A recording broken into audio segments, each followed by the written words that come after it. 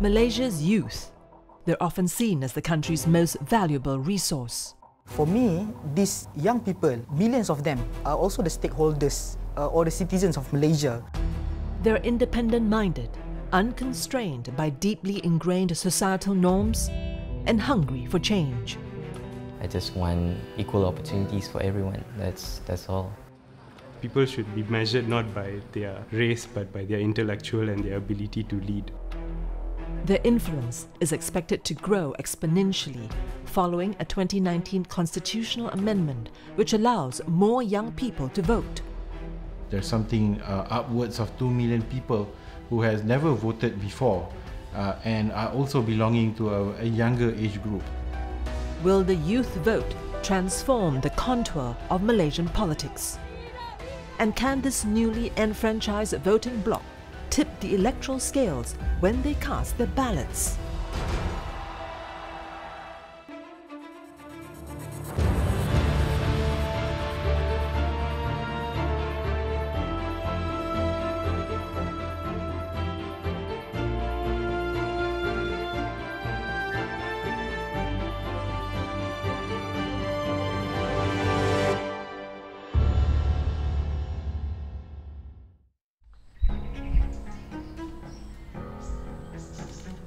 It's so frustrating to look at because you don't know how you want to fix some things and really try to change the old school way. I would really like to see some change.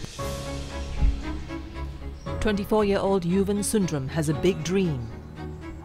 He longs for the day when all the citizens of this country are treated equally, regardless of their ethnicity. There is a lot of unfairness that you can see. It's so obvious that I myself and everybody that I know within my minority communities have gone through it through one way or another. The young auditor with the global accounting firm is referring to the country's Bumiputra policies, which accord special rights and privileges to the indigenous people. The goal is to achieve economic parity among the various ethnic communities through the affirmative action policies. And these include areas such as education, public service, and the economy.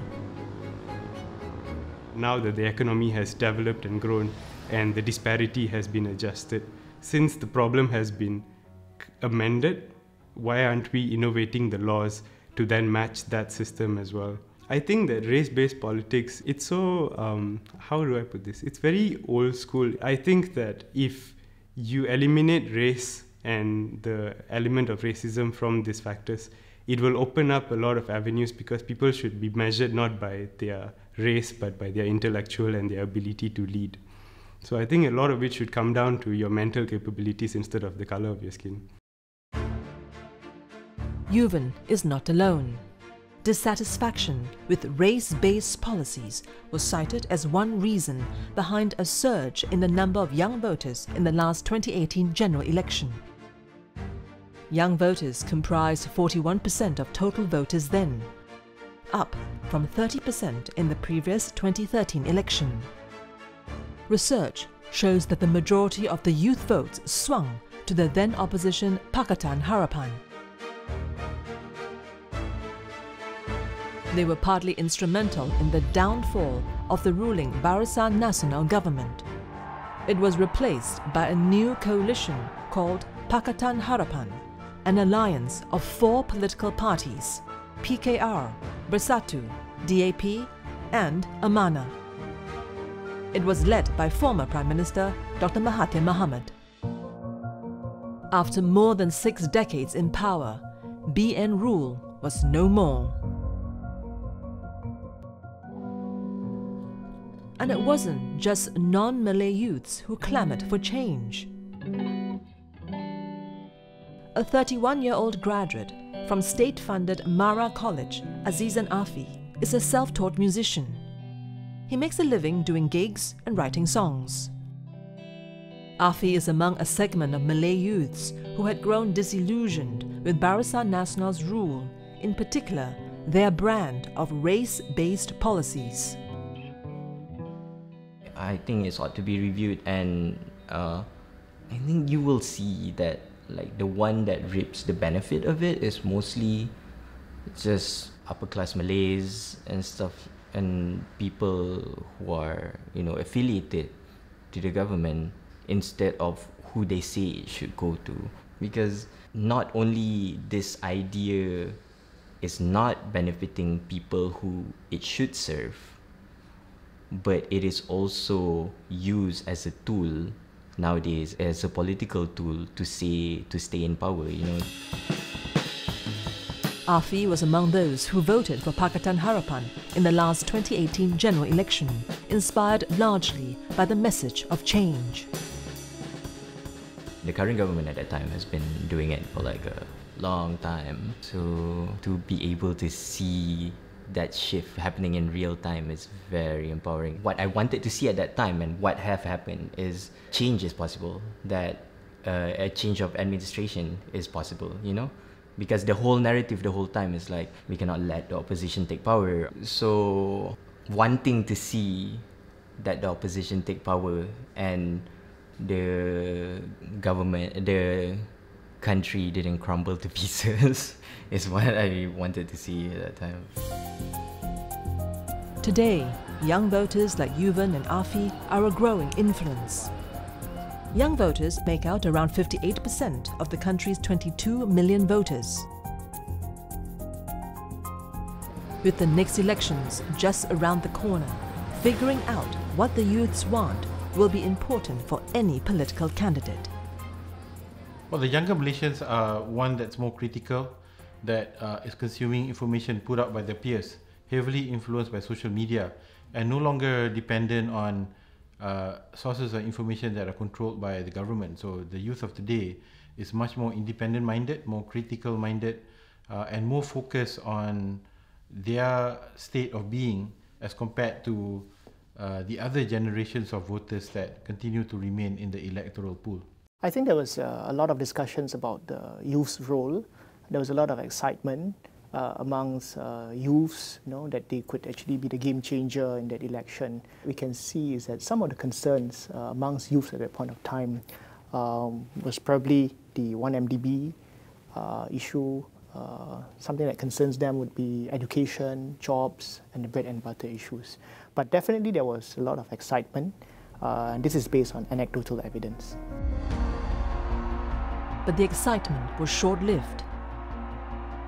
Barely 2 years after Pakatan Harapan's victory, the coalition government would collapse in February 2020, following an internal coup.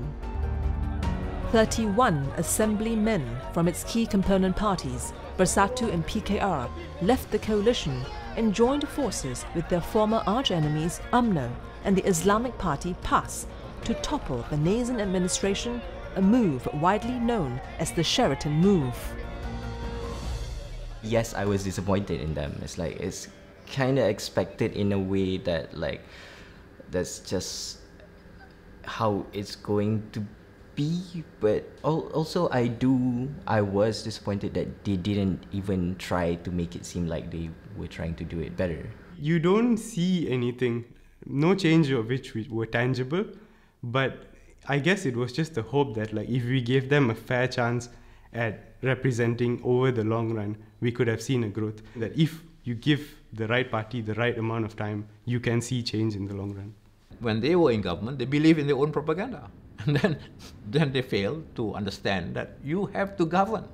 So when you govern, you cannot believe in your own propaganda, because your propaganda is for the purpose of you winning, right? But then when you won and you're now government, that's the time. All what you have opposed may need for you to understand that you have to implement all what you have proposed, and and when you believe in your own propaganda, then you just don't govern well, and I think that's the test. But Vice President of PKR, Nurul Izzah, daughter of opposition leader Anwar Ibrahim, feels that time was not on their side.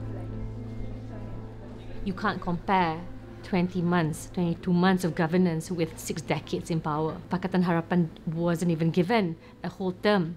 And of course, that's not an excuse to not do better. And that's why the betrayal, the treachery, I think the trigger point was not so much the transition, because every country will go through transition, whether peaceful, whether volatile. But people have gotten used to the fact that they can change power at the federal level. That's a big success. But the betrayal and treachery, which means members of parliament crossing the divide, was what caused the instability. But as history would reveal, the fall of Pakatan Harapan government did not end the political crisis in the country. A newly minted ruling coalition, Perikatan Nasional, took over. Muhyiddin Yassin, leader of component party Bersatu, was chosen as the new Prime Minister. But he too would be ousted after 17 months in power when he lost majority support in Parliament.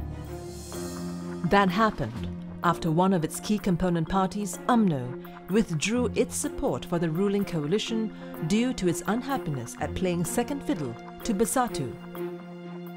Muhyiddin was succeeded by UMNO Vice President Ismail Sabri Yaakob. He was sworn into office as Malaysia's 9th Prime Minister on August 21, 2021. Malaysia had witnessed 3 changes of power within a span of 3 years. The political bickering and tussle for power have led to deep anger and frustrations among the young.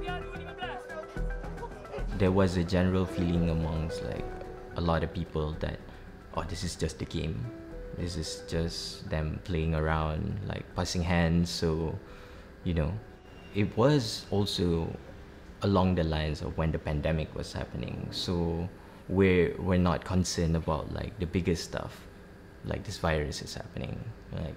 People are losing their jobs, people are losing their livelihood, people are living in their cars, that's not it's very disappointing to wake up every day and read the news and be like, oh, not this again, not this talk of who's in power instead of who should we be helping in these tough times, so it's very disappointing. It makes you less hopeful to thinking that everybody that went out to vote, thinking that they have contributed to a change, and that being robbed away from you because of power-hungry politicians and such.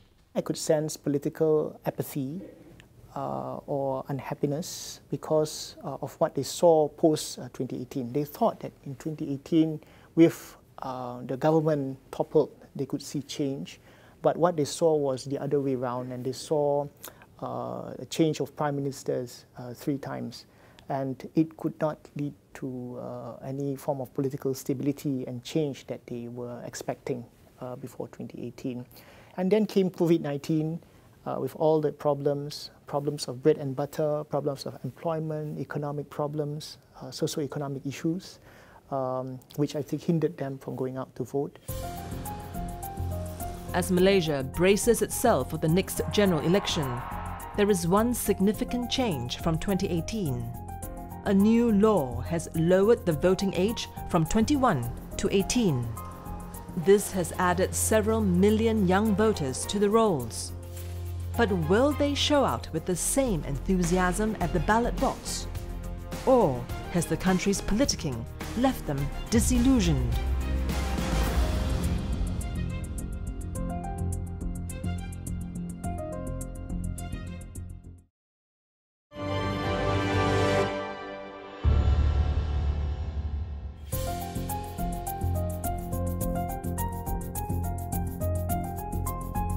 First of all, I would say I feel empowered to be given the opportunity to vote at a very early age. At the age of 18, right now, the Malaysian youth can go out and choose their member of parliaments or state assembly person of their political parties they choose.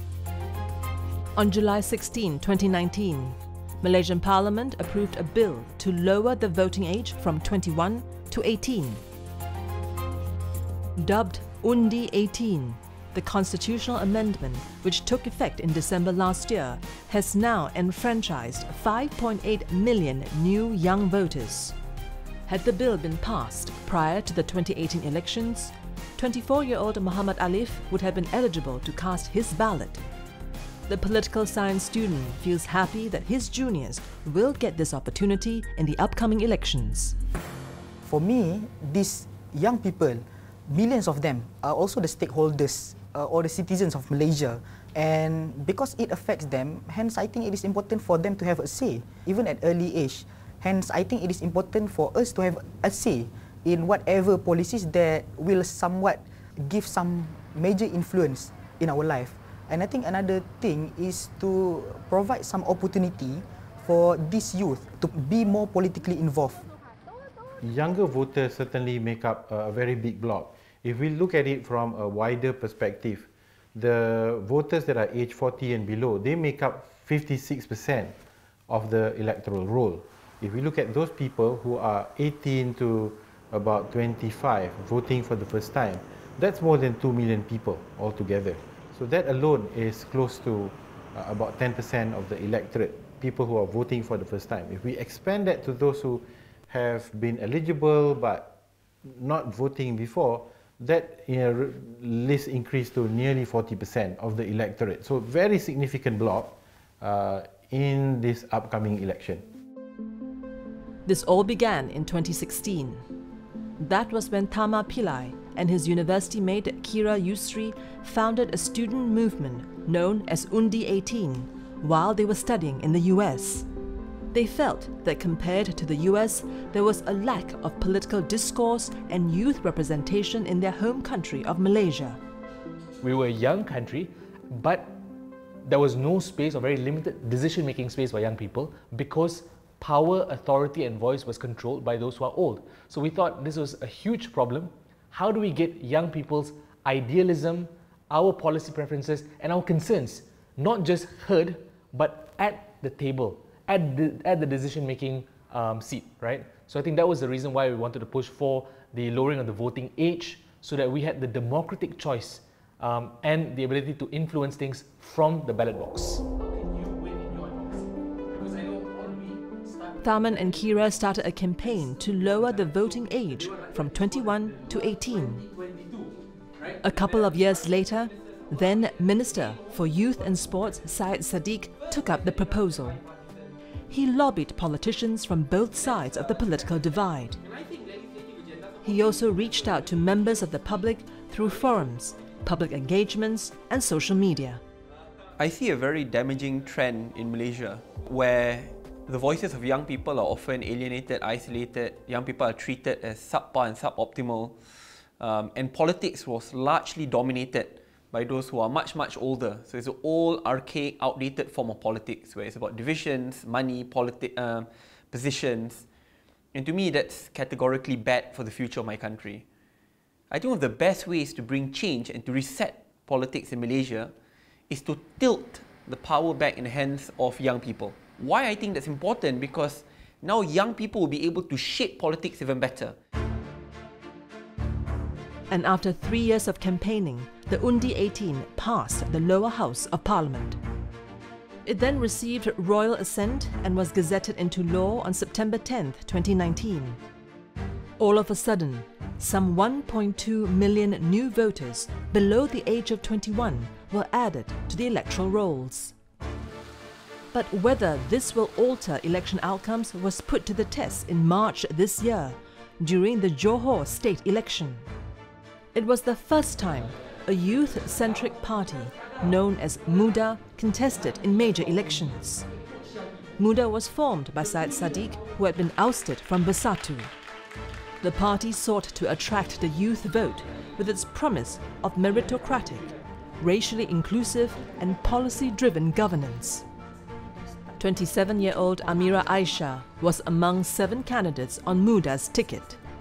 She was motivated by her desire to infuse young blood into the country's political process, help bring in fresh ideas and put an end to race-based policies in the country.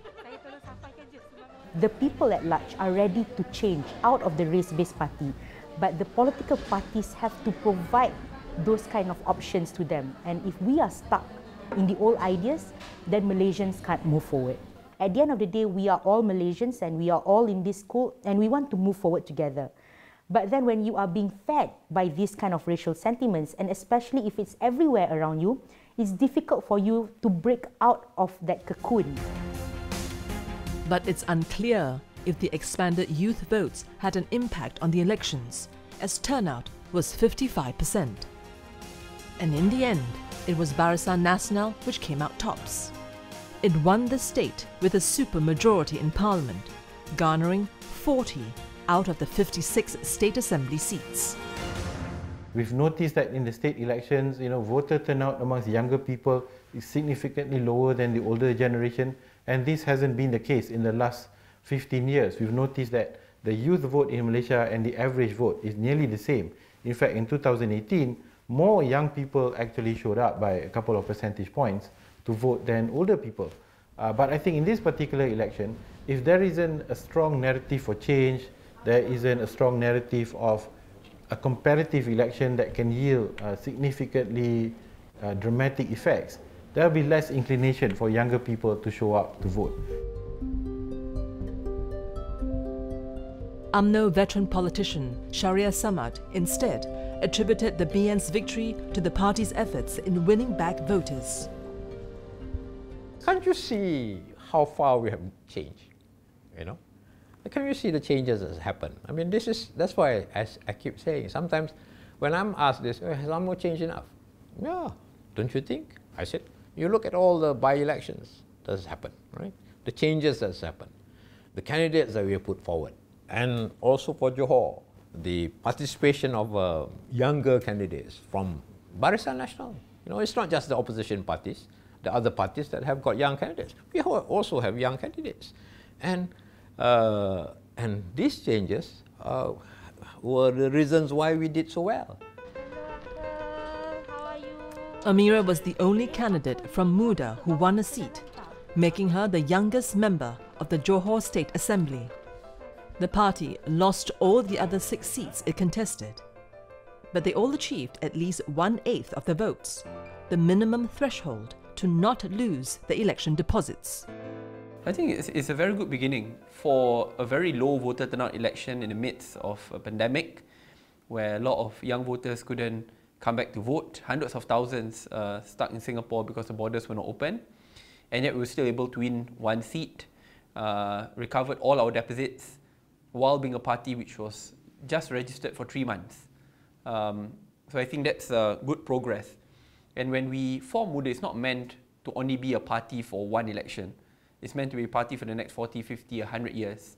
So we obviously need to temper our expectations and keep on moving forward. So I think Johor, it is a good beginning. We find that Muda's performance in the election, say in Johor, is relatively significant. They can pull more support compared to the other opposition parties like PKR, for example, but there's limitations to that. What we see is that parties like Muda can probably grow support within the urban context, but still very difficult to break through in rural areas.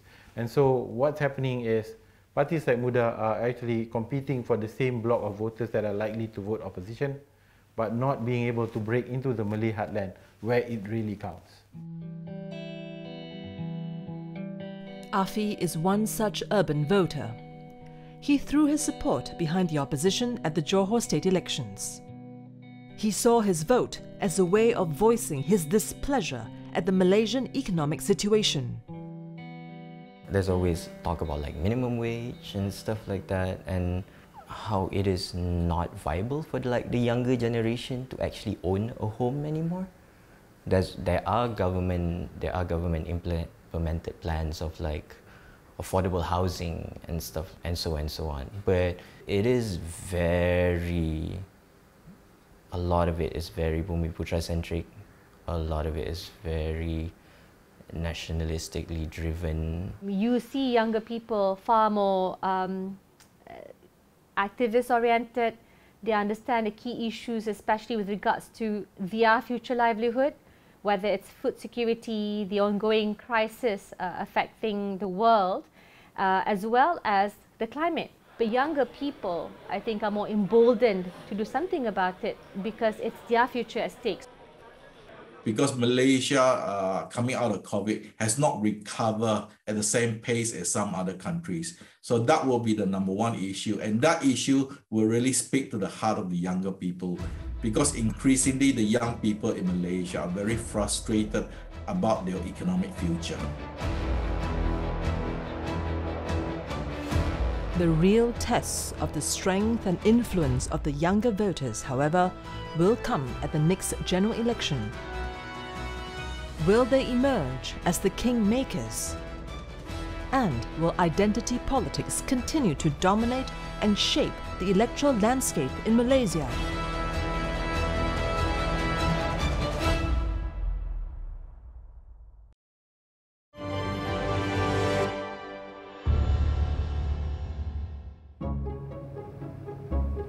"23-year-old university graduate Karunisa Jamal was raised in a family with links to the Grand Old Party, the United Malays National Organisation, or UMNO. Her father was once the head of an UMNO division of Rembau, Negeri Sembilan.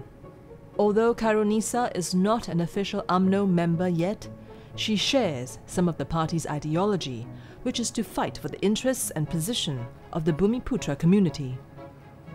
But she leans towards the more progressive and liberal elements of the party, those who want to advance Malay politics but are pushing for greater equity for all races.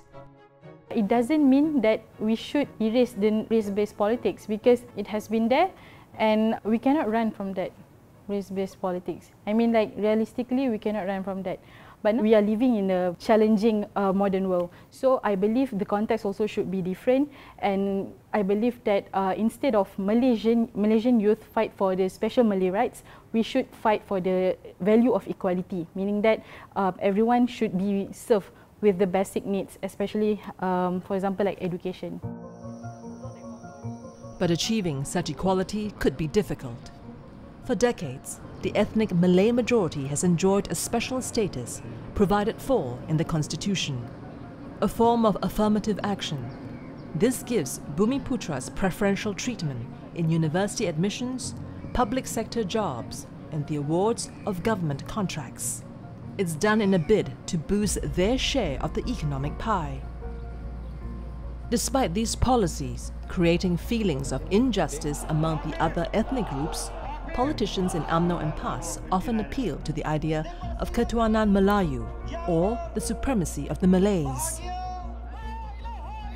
The reason why it is not possible to change things like affirmative action policy in Malaysia is because if you change the affirmative action policies in Malaysia, then basically you've got to get rid of all the mainstream Malay political parties. They are the ones upholding this affirmative action policy. In the Malaysian context, it's part of this ideology called Ketuanan Melayu, or Malay supremacy. So if you take this away, right, you are actually attacking or taking away the core ideology of the two main Malay political parties. So that's the reason why it is not possible.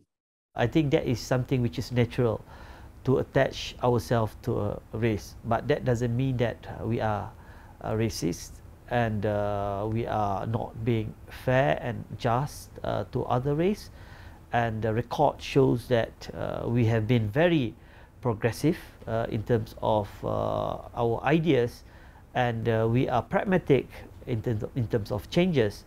And the most important thing, race is always there as part and parcel of our fundamental struggle.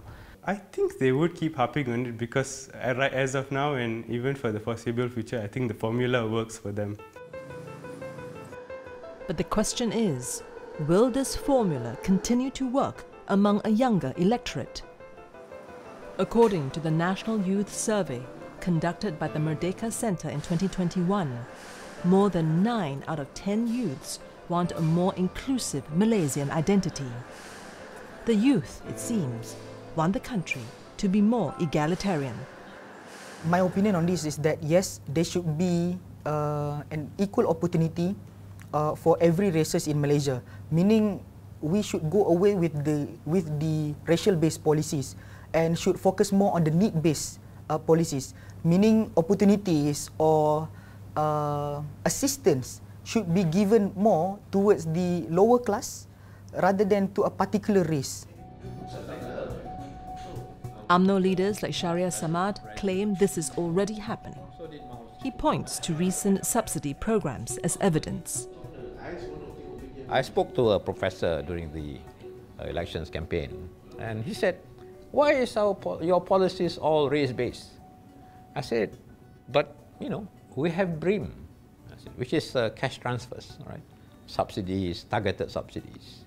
We abolished the wholesale subsidies, we turned it into targeted subsidies. And it's not race-based. Everybody gets it if they deserve it.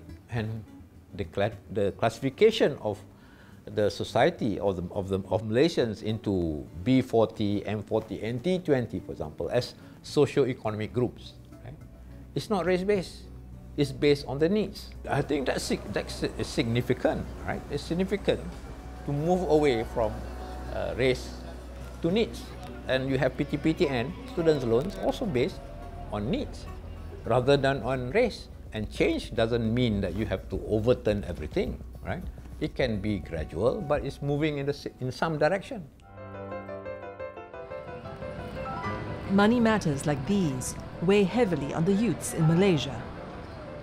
In the same Merdeka studies, 45% of youths cite economic concerns as the biggest issue facing Malaysia. Around 44% say they struggle to make ends meet. How economic opportunities are shared among Malaysians could influence the youth vote. We want every child to believe that they belong in Malaysia, that they have a part to play in Malaysia, that whatever dream you have in Malaysia, you'll be able to achieve that dream as long as you have the spirit of Malaysians. But if, as political leaders, and leaders at any point of level, at any level, if you're telling your subordinates, you're telling your supporters that this kind of racial sentiments still exist, then it will forever exist. I think once we focus on creating a more united vision in which we could share prosperity better, I think it will cut across issues of race and religion. But when we leave a vacuum, then it's very easy for the racial demagogues to fill up that vacuum with their own narratives. That is our job to provide a counter-narrative and counter-vision which will inspire whether you are Malay and Chinese or Indian or Iban Kadazan to be a part of that movement to make Malaysia a developed country. But skeptics question if the message of inclusivity is empty rhetoric. In spite of campaign promises, the political cost of reforming Bumiputra policies could be too much to bear. Even among the opposition, Pakatan Harapan, they only talk about reviewing the affirmative action policy. So even for the opposition, they are not in favor of getting rid of the affirmative action policy. So you can see that very clearly. When they were in power from 2018 to 2020, they really did not do anything or try to get rid of the affirmative action policy. They must have done their ground sensing that class dynamics remained an important issue. And in Malaysian context, and this is of course historical legacy, it happens that class or rural-urban inequality is closely tied to ethnicity. This is a social reality, and hence I think there is still that political currency amongst the Malaysian elites to still promote this whole notion of race-based politics.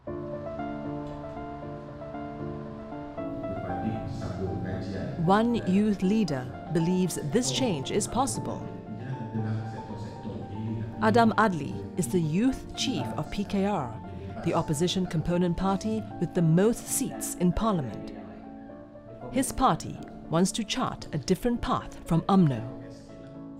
Melayu tak semestinya kena ikut acuan UMNO. Melayu tidak semestinya kena ikut acuan konservatif.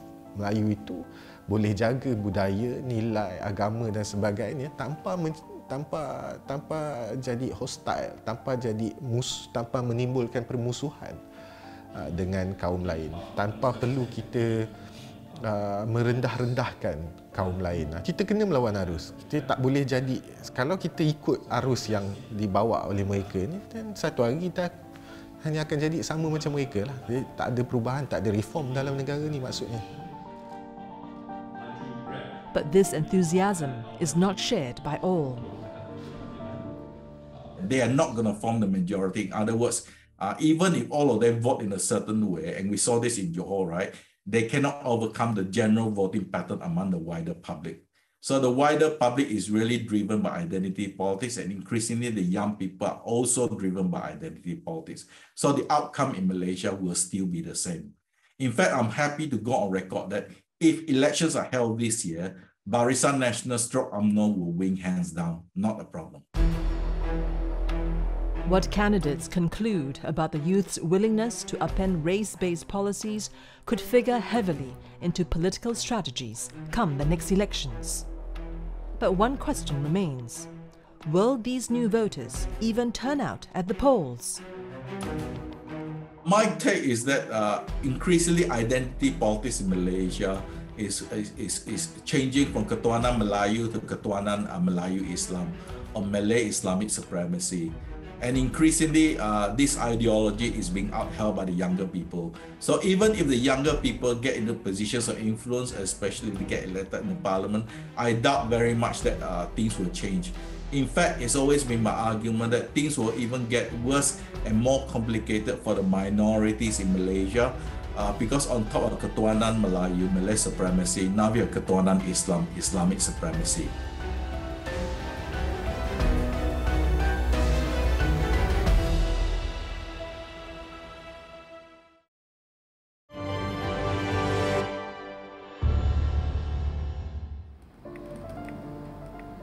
Law Angie is a second-year student at Nottingham University. Come the next general elections, the 22-year-old will be eligible to vote for the first time. But the politicking that brought down the ruling Pakatan Harapan government and the revolving door of leadership that followed has left her disillusioned. Our country is a democratic country, but we don't get to choose who we want to be our leader. So this is what I'm quite disappointed of. Maybe we can ask the government to do something to restore the faith for people to have faith in voting and elections, because after the state elections in Sarawak and Malacca, we witnessed that many people, especially young people, they don't really like to vote anymore. There's no point to vote anymore. It's a waste of time. They have to stand under the hot sun to queue to cast their ballot into the ballot box, but then nothing changed. Like, what they wanted is a government they can elect. Angie will be among the additional 5.8 million first-time voters at the next general election. About 1.2 million of these are aged between 18 and 21, eligible to cast their votes now due to the lowered voting age. This makes them a significant voting bloc. In terms of voting behaviour, there is still a lot of uncertainty surrounding how they are going to act. The reason is because we just have a new crop of new voters that are coming into the electoral pool. There's something upwards of 2 million people who has never voted before and are also belonging to a younger age group. So not really sure how exactly they're going to behave. First of all, are they going to come out to vote at all? So, what will make the voters show up at the polls? The message of change that brought out the youth vote in 2018 may no longer resonate as strongly when Malaysians return to the voting booths. This is because the country was plunged into a period of political uncertainty after the Pakatan Harapan government won the last election. 3 prime ministers have occupied the post since 2018. Generally, the last election in 2018 was about change, right?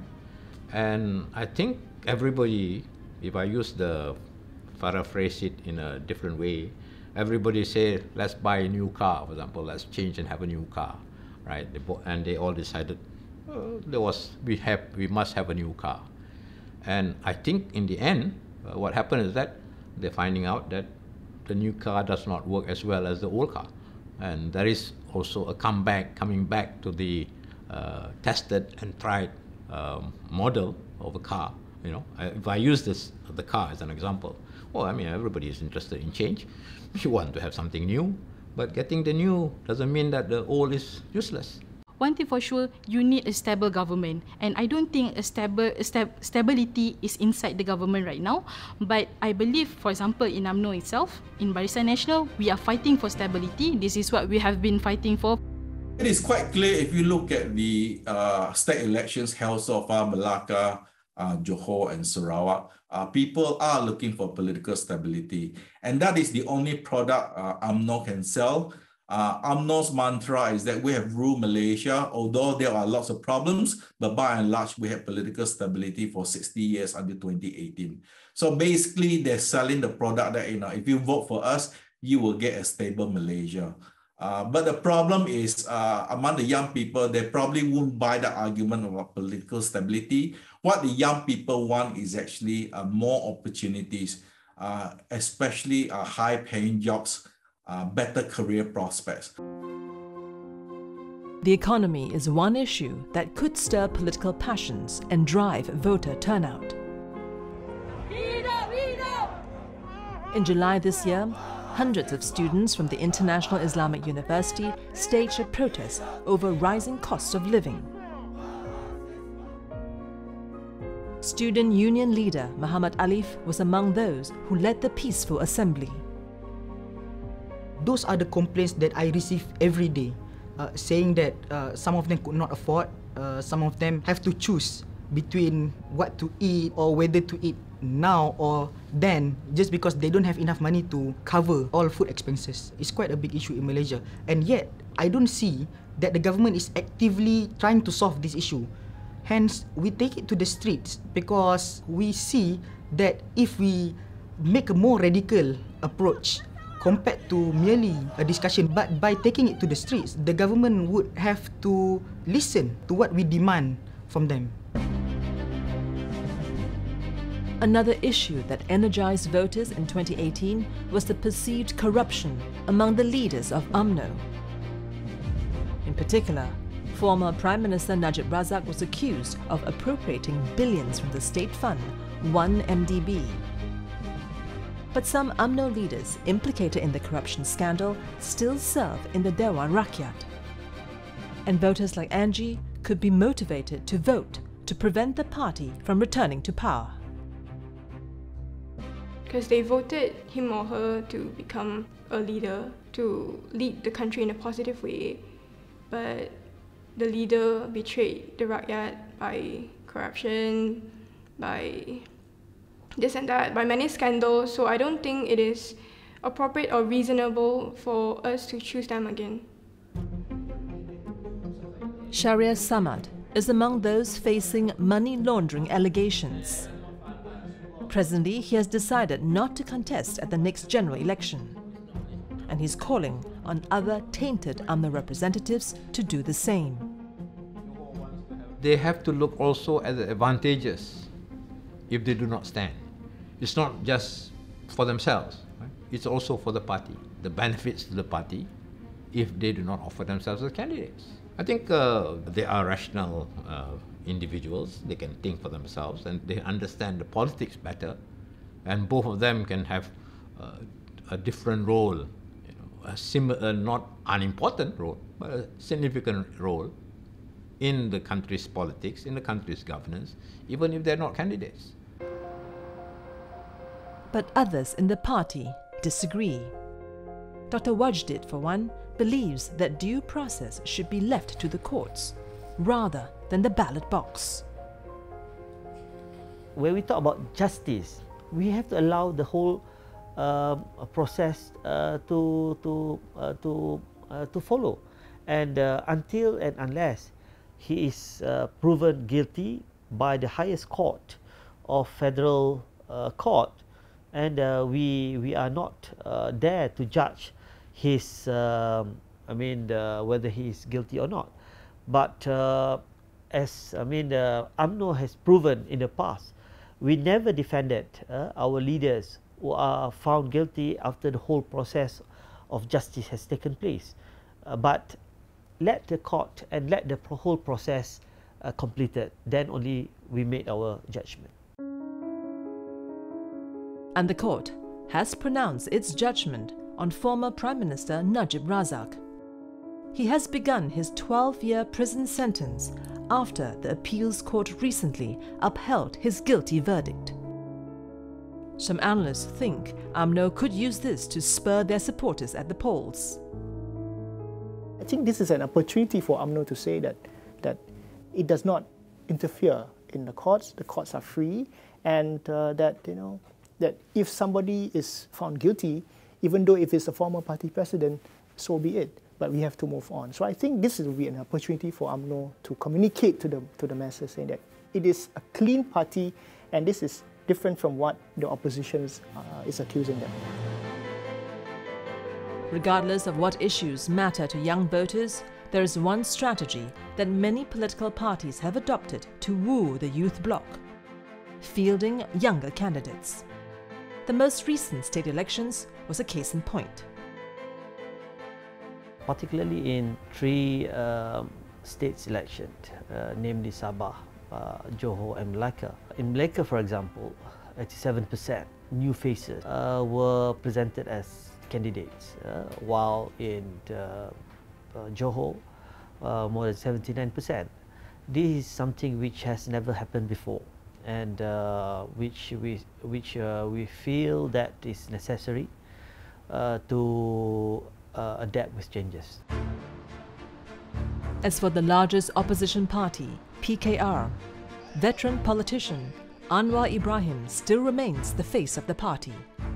But it is likely that the younger leaders, including Anwar's daughter Nurul Izzah, will play a more significant role in the next contest.